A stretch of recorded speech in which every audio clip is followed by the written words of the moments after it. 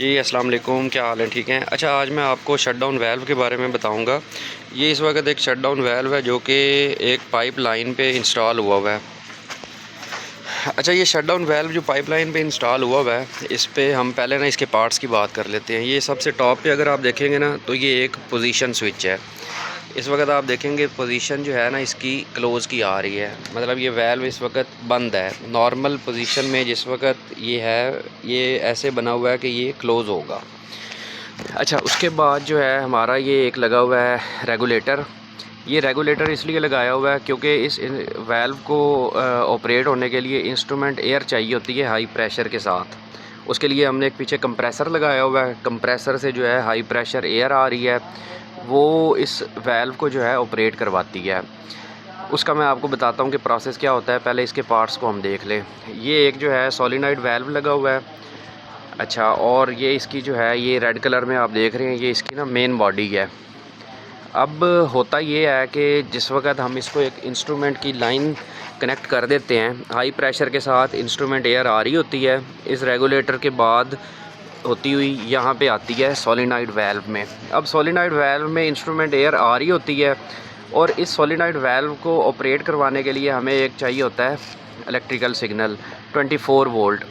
ये signal basically हमारा एक ना पीएलसी पैनल लगा हुआ होता है, या इसके अलावा कोई और भी सोर्स हम कर सकते हैं, लेकिन नॉर्मली जहाँ पे ये वाल्व और इस तरह का चीज़ें लगी हुई होती हैं, उनको पीएलसी के थ्रू ही हम ऑपरेट करवा रहे होते हैं।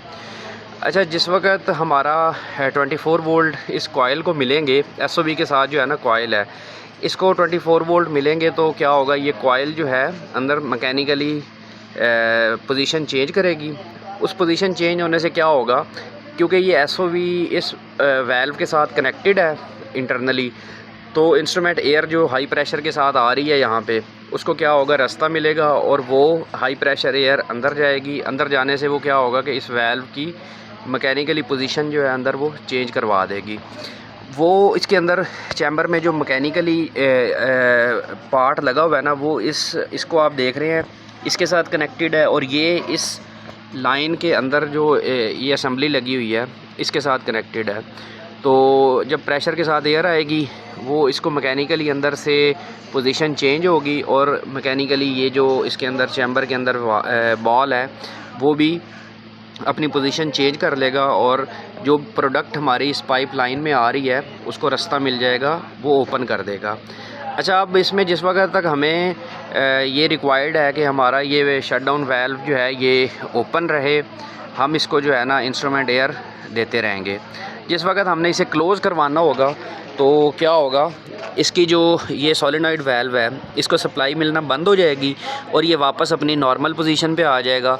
इंस्ट्रूमेंट एयर की सप्लाई जो है वो आना बंद हो जाएगी, और इस वक्त ये जैसे नॉर्मल पोजीशन में क्लोज़ है, ये हमारा वाल्व जो है दोबारा क्लोज़ हो जाएगा। अच्छा, उम्मीद है आपको शट डाउन वाल्व के बारे में जो है बेसिक वो क्लैरिटी आ गई होगी। अगर आपका कोई क्वेश्चन है तो आप कमेंट सेक्शन में जाके कमेंट कर सकते हैं। बहुत शुक्रिया।